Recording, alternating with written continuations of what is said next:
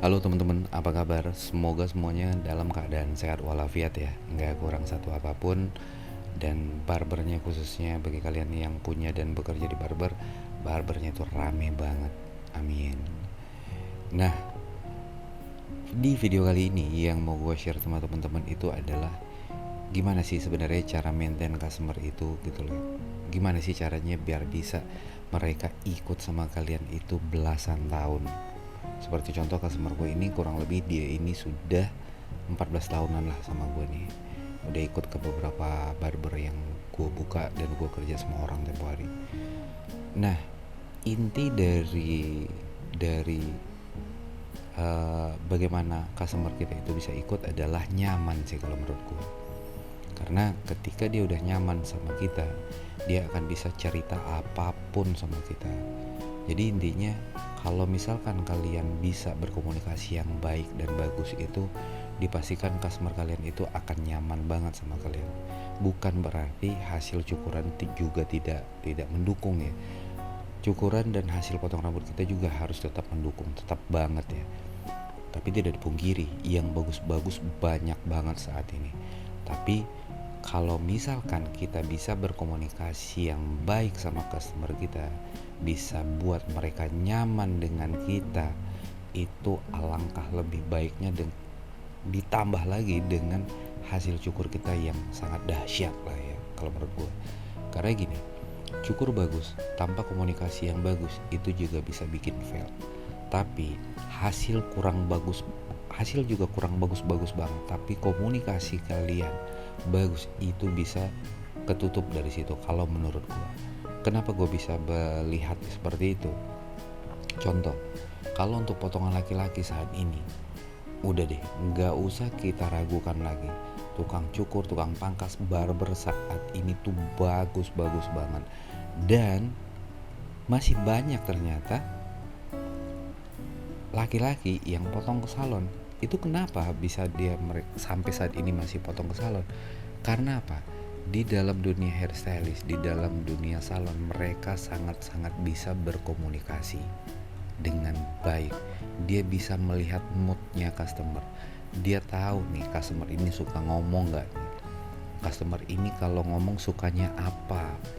Nah, itulah kenapa kita harus dituntut juga, kita harus punya knowledge yang bagus, baik tentang profesi kita, tentang mencukur, ataupun untuk pengetahuan umum. Kita juga harus menguasai itu. Yang gue rasakan sampai saat ini adalah itu ya. Jadi bagi teman-teman, ketika kalian baru belajar di dunia cukur ini, sedang giat-giatnya belajar, jangan hanya terlena dengan hasil-hasil yang dahsyat, tapi juga kalian harus mampu menguasai berkomunikasi yang bagus, yang baik dengan customer kalian. Pastinya juga harus didukung dengan attitude yang bagus. Kalau gue boleh cerita sih, dulu tuh gue punya customer, ada dia yang kecewa sama temen gue sendiri. Waktu itu dia customer gue.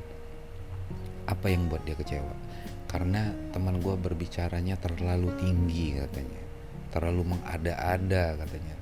Nah, ternyata itu pun bisa membuat customer kita itu istilahnya ya ilfeel gitu loh maksudnya.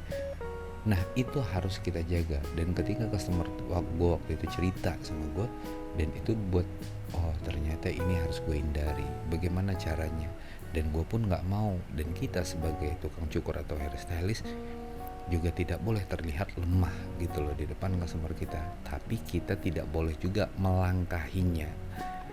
Ya kalau hitungan persentasi mungkin dia 100, oke lah, mungkin kita 98%-nya aja untuk berbicara sama dia, untuk tingkat apa yang kita diskusikan, apa yang kita bicarakan. Karena ketika kita berbicara tapi tidak sesuai dengan apa yang mereka lihat, itu juga bikin lu ngomong doang lu kayak gitu loh. Nah, itu yang harus kita sangat wanti-wanti sih ya. Jadi saya kalau gue boleh sharing, boleh berbagi, yang gue rasakan selama ini tuh itu lebih dahsyat sih dibanding hasil bagus tapi tidak bisa berkomunikasi yang baik sama dia. sama customer kita ya khususnya. Nah jadi gue menggarisbawahi sekali komunikasi yang bagus itu juga bisa mendukung hasil kerja kita. Kita tahu maunya customer kita itu sebenarnya apa, jadi tidak miskomunikasi. Dia maunya model A, kita kasih model B. Nah itu kan berarti komunikasi juga ya. Oke, itu untuk urusan hairstyle. Tapi kalau untuk menyamankannya adalah dengan bahasa-bahasa, dengan knowledge kita yang luas, dengan dia bisa berbicara apapun sama kita. Nah bagi gue, ketika customer lu udah bisa berbicara sampai ke urusan ranjangnya, berarti level trust customer lu sama lu tuh sudah dahsyat banget. Jadi untuk mencapai itu tuh tidak mudah, tapi bisa ya, dengan komunikasi yang baik, dengan knowledge kita yang bagus, maka dia akan bisa opennya sama kita. Jadi bagi teman-teman, kalau kalian baru belajar tentang dunia mencukur dunia barbering, jangan sampai kalian melupakan komunikasi. Karena menurut gue komunikasi yang baik itu akan menghasilkan dan akan memberikan efek yang sangat-sangat baik juga bagi kita, khususnya untuk customer kita gitu loh.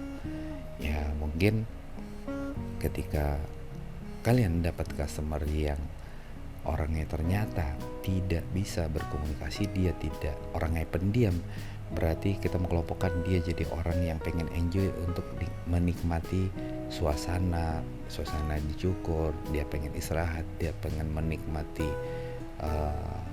suara clippernya, dia pengen merem, dia pengen enjoy musik, mungkin pengen macam-macam lah gitu loh. Tapi intinya dia pengen istirahat ketika kita cukur. Nah kalau dapat customer seperti itu, saran gue teman-teman, tunjukkan hasil terbaik kalian sama dia. Biarkan karya yang berbicara. Nah, kurang lebih mungkin hanya itu pengalaman gue yang bisa gue share bagi teman-teman. Jikalau kalian ada pertanyaan, silahkan kalian komen di bawah. Jadi untuk saat ini dulu yang bisa gue share. Semoga dengan video ini bermanfaat buat kalian, dan sampai ketemu di video-video berikutnya. Jangan lupa di subscribe, like, share ke teman-teman jikalau memang video ini menarik untuk kalian lihat. Oke, sampai ketemu di video berikutnya.